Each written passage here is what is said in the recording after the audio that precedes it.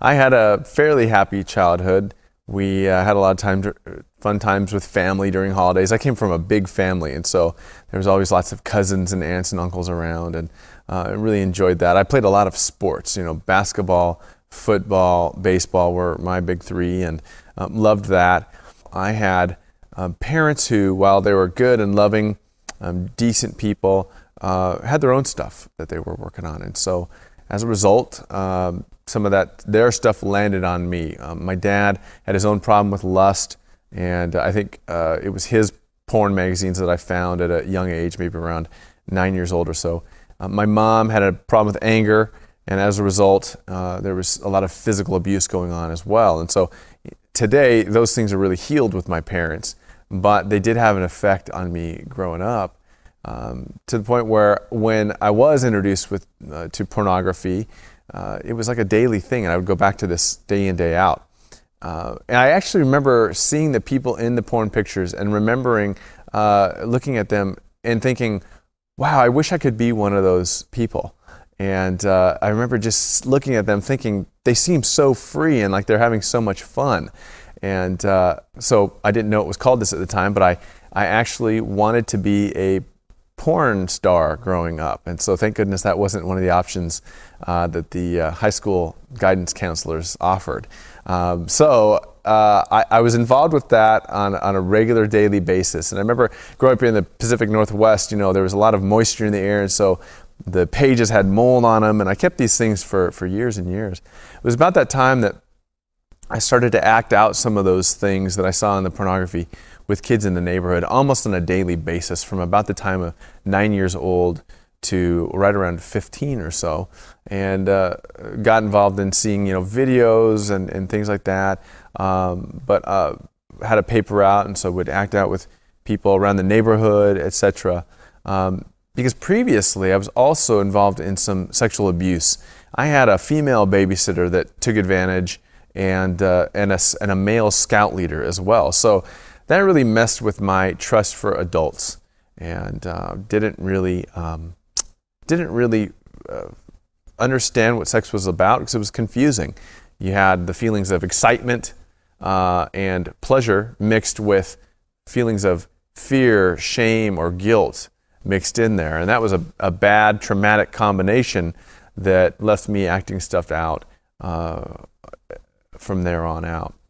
The thing with the female babysitter happened, and then I believe it was later, around 10 years old, when I had the incident with the male scout leader, both of whom I trusted and looked up to a lot. And again, these things seemed exciting at the time because they were so new, but really it caused a scarring effect on me, and it damaged who I saw myself as a person and as a sexual being, and it damaged the way I saw sex and viewed that as well. In terms of what I was thinking when those things were happening, I definitely remember with the female babysitter, the things she was having me do, it just felt so new and exciting. And I also felt like there was some sort of affirmation, of course it would be false affirmation that, I must be pretty cool if an older girl is letting me do these things to her. The difference with the male scout leader was that I did not want to do the things that he was asking me to do, and so I felt very afraid.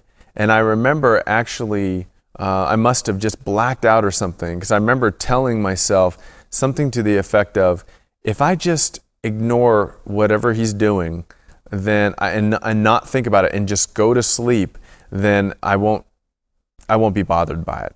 And so I think what I did was either just blacked out or sort of dissociated from myself at that moment. At first I didn't tell at all. In terms of the female babysitter, I didn't really see a point in telling it. It was sort of couched as a secret thing, I think, and I was very young. So probably being a boy, and boys can compartmentalize just as well as men, I didn't make a connection there. When it came to the scout leader, I did eventually tell, and my parents' reaction to that was so overwhelming to me and so scary and so humiliating that if anything ever happened beyond that, I would never have told a thing. They really overreacted, and that was hard for me because what I really needed to hear was, hey, you know what? This happens to a lot of kids. This wasn't your fault. You didn't do anything. He was an adult. He should have been protecting you, not abusing you. And he was wrong for doing those things, and he really needs to be accountable for those things. And we're going to make sure that he gets held accountable and that you're going to be safe. Those are the things I really needed to hear. The reason why masturbation started so early for me, and I think that would have been around 8 or 9 years old or so, was a combination of a couple things. First of all, I was exposed to some early childhood sex play by some other kids in our neighborhood. And I did have a lot of anxiety as a kid. And then coupled with the fact that I was seeing pornography on a regular basis, it was just something that I think nobody showed me per se, but I just explored and through self-discovery started on my own on a regular basis. And so I think that's how it happened for me. And then of course it just progressed from there. You know, I was a late bloomer. You know, 7th, 8th grade, we had to take showers every single day in junior high. And that was extremely embarrassing because all the other kids started to grow and mature and I didn't. And so as a result, you know, I was jealous of them. I thought I was inadequate, inferior. I was also shorter. You know, all those things mixed in there bred these terrible insecurities and jealousies of other guys. And so, you know, I thought of myself as less than, and it still wants to creep into my thinking today. You know, there's several times where I catch myself thinking something that's different than the way God thinks about me. I think the other thing was I came from a mixed-raced family. Not a lot of people even believe me when I tell them, but I'm a quarter Mexican, and that's my predominant racial affiliation. You know, I grew up going to my grandmother's every Christmas and, you know, on holidays, and you know, she's 100% Mexican. All my family, they all look Mexican. I'm the only one that got the white-looking genes, if I may. And so as a result, I thought that I was less than as well because of that association and being part of a minority group that didn't get treated as well all the time. And you know, there was other factors in my family where one side looked down on the other, and so there was a lot of reasons for self-hatred there. I definitely got messages from peers. I remember not just peers, but adults. In 6th grade, everybody called me Gay Jay. I think, you know, kids can be so cruel at that age anyways, but that was my nickname, and, you know, everything else came along with it. Fairy, use your imagination, you know, Tinkerbell, and that was extremely painful because, you know, every kid in 6th grade just wants to be liked and accepted. And then I remember in 7th grade, we were sitting in the locker room, and the PE coach was talking to us in the boys' locker room, and I think I was talking to a friend or something, and he asked me something, and I said, "What?" And he said, "That's what I thought, you faggot," in front of all the other boys. You know, and that was terribly embarrassing and humiliating and degrading. It was even more painful when I told my parents, and they brought me to the principal, and the principal, being a friend of this guy's, didn't believe that he would say such a thing. And so that was pretty hard. It really was about that time that I started to know of the Lord. Thankfully, right at about 7th or 8th grade, some friends started inviting me to their Assemblies of God youth group. And I'm so thankful to this day to my pastors back then, Billy Wolf and Alan Fox. How do you like that? A wolf and a fox. And they, you know, took me under their wing. They took me to, I remember going to a Dave Reaver conference and getting saved. I got saved a lot of times in the Assemblies of God because you can get saved more than once there. And so, you know, it was a lot of fun, and we did fun things, went to camp. And wow, I mean, God really just showed me that, you know what, here's a community of people that are going to love you and they're going to care about you. But I wasn't ready, I think, to turn it all over to Him at those early ages of junior high and even high school. But that's where I got my first taste of Christianity and understanding who God was, even though I wasn't really willing to let Him know me per se. You know, surprisingly, after I got rid of the porn magazines for whatever reason, I didn't have a lot of exposure to pornography through my later teen years. It wasn't until I was out of high school and maybe about 18, 19 years old that I ran into some homosexual porn videos that I actually got involved again with pornography. And that was only just a short time, because I got saved at 21 and I didn't have any problem with pornography for almost a decade after I got saved. The progression of the homosexual confusion, or the unwanted same-gender attractions, for me started at an early age, with a lot of experimentation with other boys, and of course, stemming from the molestation that I underwent with the scout leader, not feeling very close to my dad because we were so different. And then, going through junior high and feeling so insecure because I was a late bloomer, all those things, masturbation and the images that I had in my head of other boys and other men, neurologically, psychologically, trauma-based, mood disordered, relationally, every way you could think of it, I was struggling with those developing same-gender attractions that seemed so real, because there was a valid need behind them. I did need male affirmation. I did need closeness with other boys and other men. I did need closeness with my dad. I didn't need some of the other things there that were involved.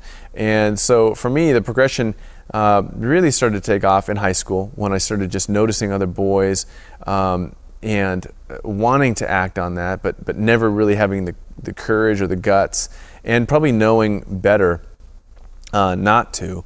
And it wasn't until I was in my early college years that I was exposed to some homosexual pornographic videos, and found some gay friends to be involved with, and started hitting the club scene and the dance club scene pretty hard, that I really started to take some risks and chances to step out on those homosexual feelings. And thankfully for me, I never went what you would call into the lifestyle per se. I had some limited encounters, but for me, the development of that was really strongly up here, in my head, the thoughts and the feelings. Those went all through my 20s. After I got saved at 21, they still hung on, because the masturbation hung on. And even though I wasn't looking at pornography anymore, the mental images were enough to keep those unwanted same-gender attractions alive. And then when I went to tell my church about it, that's when I really felt the rejection, because they weren't prepared to handle it. We went through, about 9 months earlier, a real traumatic thing as a body, where our pastor of 25 years, the only head pastor we'd ever had, was eventually stepped down because of being in the news every night and being accused of sexual indiscretions with younger men. So here I am confessing as an intern that, I struggle with same-gender attractions. I haven't acted on them or anything like that, but I just want to put this in the light and let you people know. And them saying, well, that's I think the word he used was an abomination or something like that, or an impurity. And, them basically letting me go. And all because I wanted to just put my life in the light. That was extremely painful, needless to say. But God really encouraged me that he was going to use this. And, redemptively, he has. I mean, I can tell people in the church that, hey, you know what? I know what it's like to be rejected. I know what it's like to be thrown out just because of a struggle, not even a sin issue. And but I'm still coming back, and I'm still serving the Lord, and so can you. So that's part of the redemptive vision story that God has made real in my life.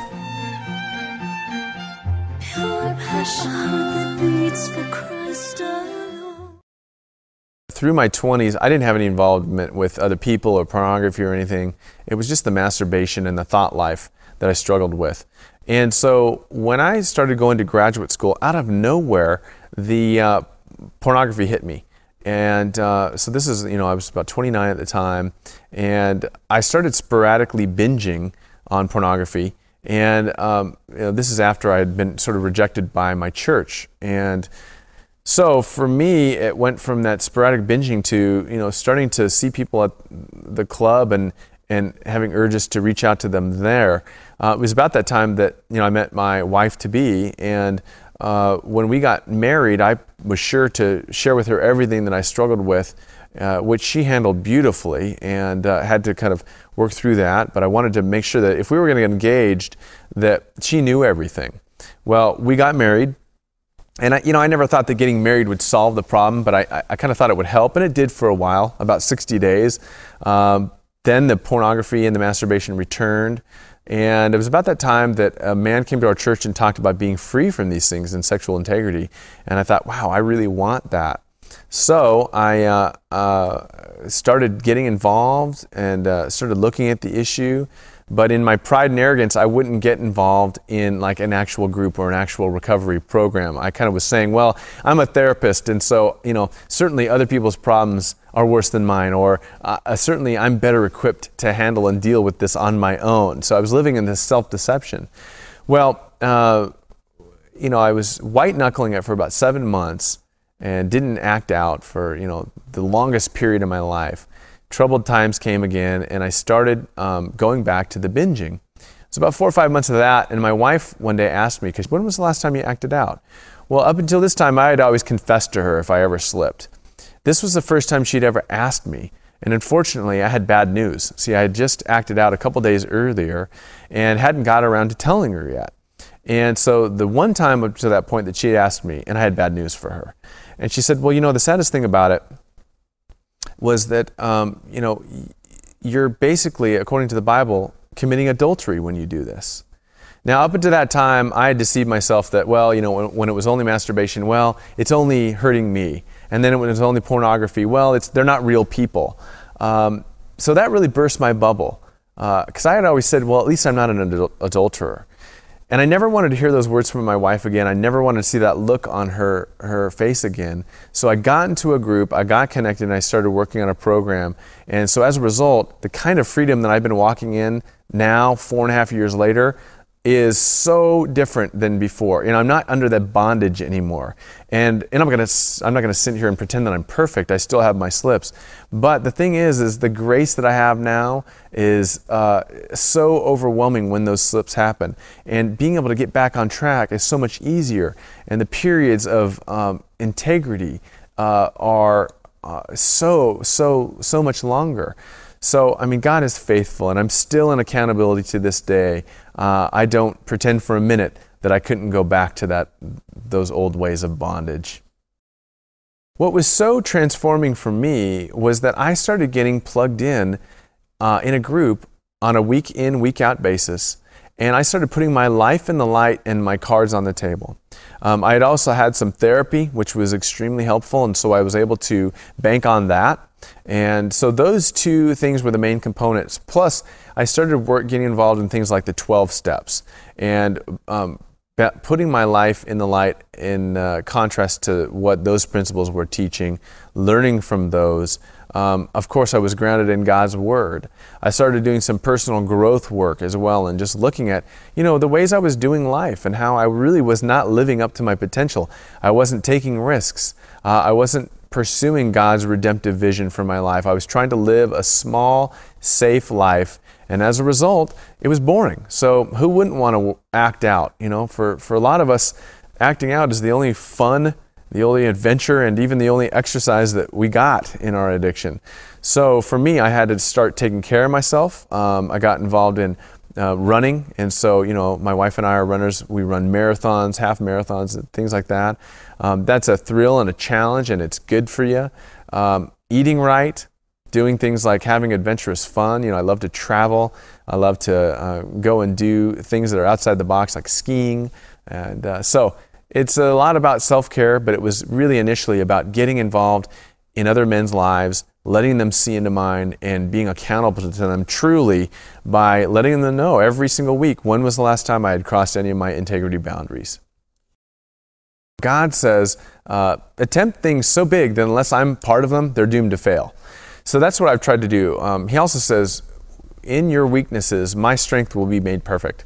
So I try to let Him use my past to redeem my future. And so with our ministry, Healing for the Soul, counseling and coaching, we have been able to help a lot of people. And that's my heartbeat, is to do counseling with people who are sexually broken, to help people who don't have any hope, to give them help by showing them my message, not just that I'm a person who does this clinically, but that I've walked this road personally. So that's a big heartbeat of mine. Obviously, God uses our hindsight to give us insight and develop foresight. And that's what I'm really trying to be about in my life. God can heal anyone from anything indeed. And I mean, that's not just a slogan that we use for pure passion. That's the truth. I mean, He is the Redeemer. God died on the cross in the man Jesus Christ. And in doing so, He had the weight of sin of the whole world on His back. So nobody's suffered more than Him. I mean, when you've got the cumulative suffering of man on your back, that's every form of sin and brokenness right there.